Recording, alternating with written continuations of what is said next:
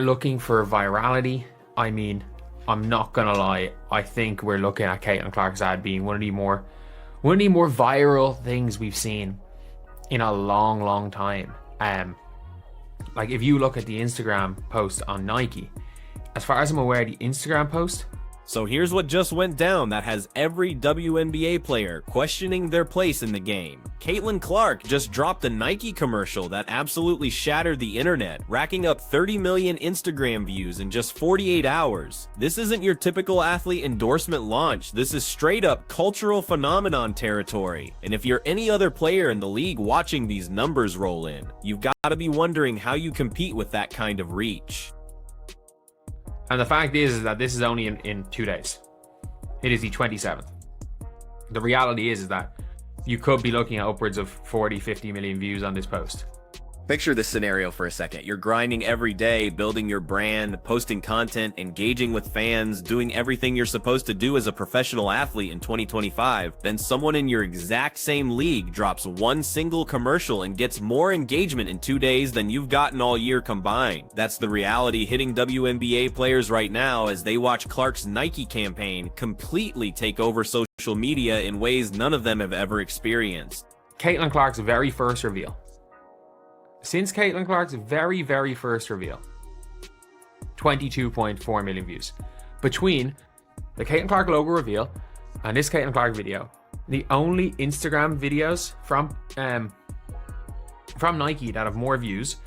Now let me break down just how insane these numbers actually are, because context matters here. This Nike post featuring Clark's logo reveal is sitting alongside content about World Series champions and Olympic gold medalists in terms of engagement. She's not fighting for attention with other basketball players anymore. She's competing with the biggest sports moments of the year, and she's winning. The only Nike posts that have outperformed this are Shohei Ohtani's championship celebration and a Brazilian women's soccer post that hit 100 million views.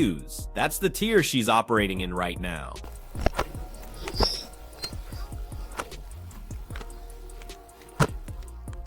Hey, Caitlin! Can you make it from there?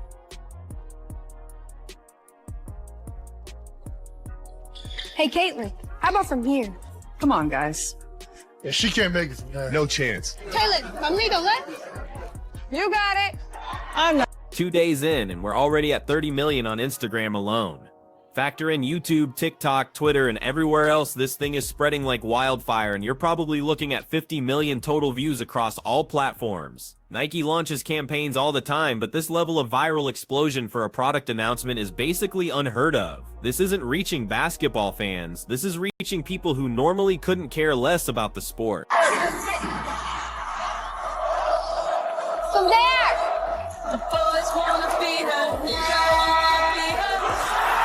From anywhere. Want to know how brutal this gets for Clark's competition? Nike's Major Winning Isn't For Everyone campaign featuring multiple superstars only managed 15 million views. Clark's shoe announcement just doubled that number in half the time. Think about what that means. Nike is putting more promotional power behind one player's signature shoe than they put behind campaigns featuring athletes from multiple sports. They know where the real value lives, and it's not even close. Sure, Nike knows how to create viral content, but they pump out tons of material constantly. Most of it never sniffs 30 million views in 2 days. The reason this particular ad is performing at these insane levels is simple. Caitlin Clark has built an audience that other WNBA players just don't have access to. This isn't speculation. This is cold hard data based on measurable engagement numbers. Here's the really harsh reality other players are dealing with right now. Social media can be incredibly misleading when it comes to actual impact. Plenty of WNBA players have thousands of fans posting about them constantly, defending them online, creating dedicated fan accounts, making all kinds of noise on social platforms. But when game time arrives, those same fans aren't actually tuning in to watch. The viewership numbers tell a completely different story than the social media buzz would suggest. Clark represents the complete opposite of that disconnect. When her followers engage with her content online, they actually show up to watch her play basketball. When she's on the court, ratings spike.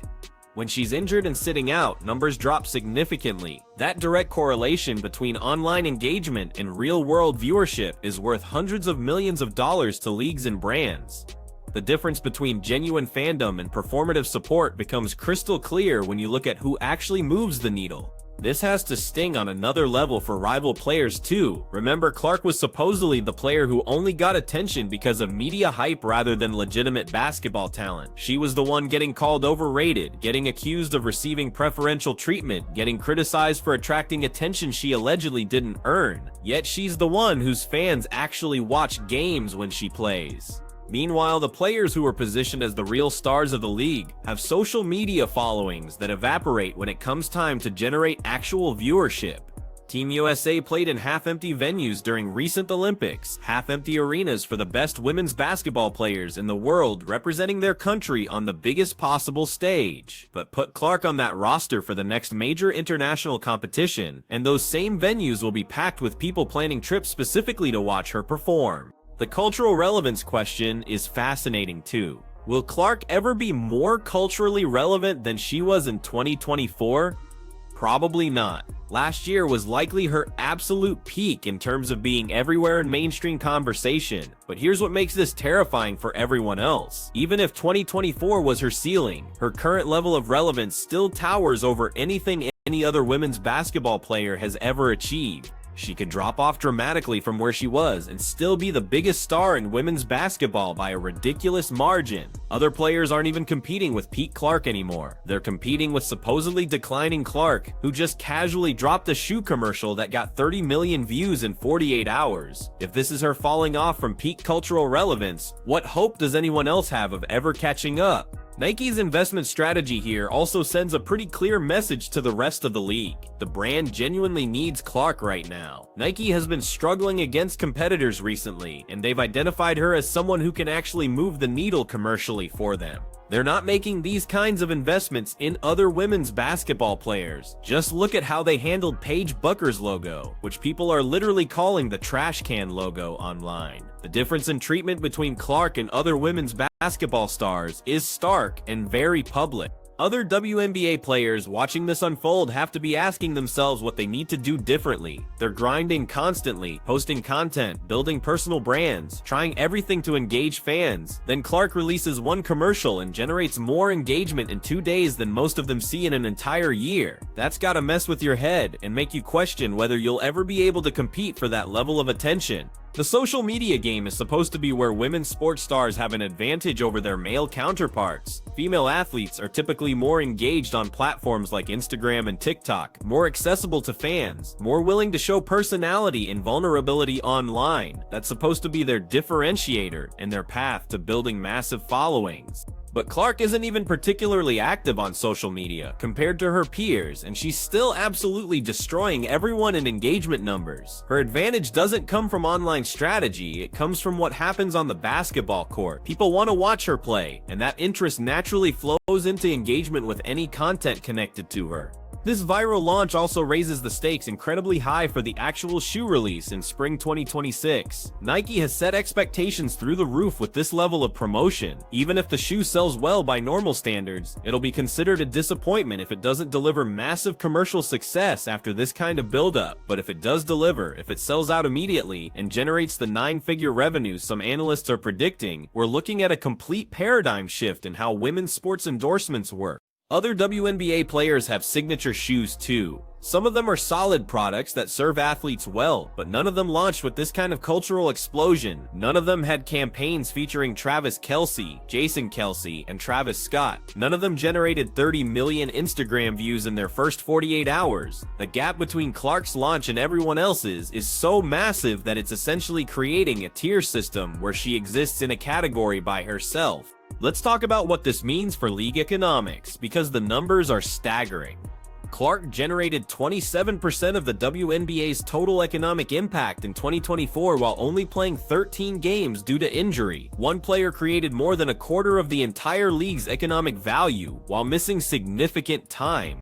That's unprecedented leverage in any sport. Now she's launching a signature shoe expected to generate 9-figure revenue streams. The wealth gap between Clark and other WNBA players is about to expand dramatically, and that creates some uncomfortable dynamics within the league. Players are supposed to be working together on collective bargaining agreements and salary increases for everyone, but when one player is making generational wealth from endorsements while others are fighting for salary bumps of a few $1,000s, maintaining solidarity becomes much more complicated. Clark's individual success is obviously great for her personally, but it exposes just how far behind everyone else is in terms of marketability and earning potential. The international expansion element adds another layer too. Clark has mentioned plans to visit China to inspire young athletes there. Nike is positioning her as a global ambassador for women's basketball, not just a domestic star. That international recognition opens up revenue streams and opportunities that simply don't exist if you're only known in the United States.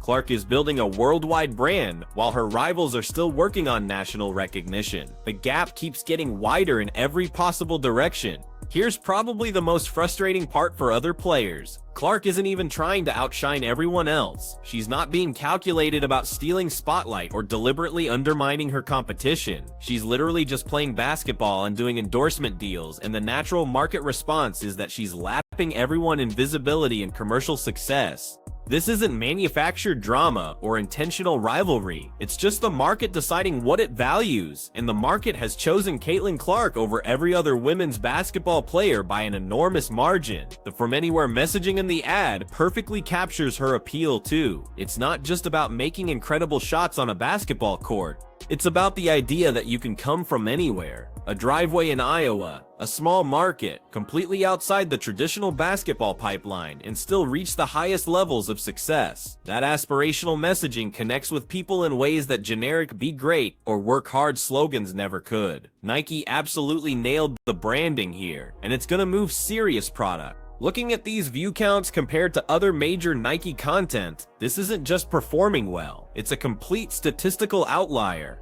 Most Nike posts don't reach these numbers ever. Even campaigns featuring multiple superstars from different sports don't hit this level of engagement this quickly. The ad is competing with major cultural moments rather than normal athletic endorsement content. That only happens when someone has transcended their sport and become a genuine mainstream cultural figure.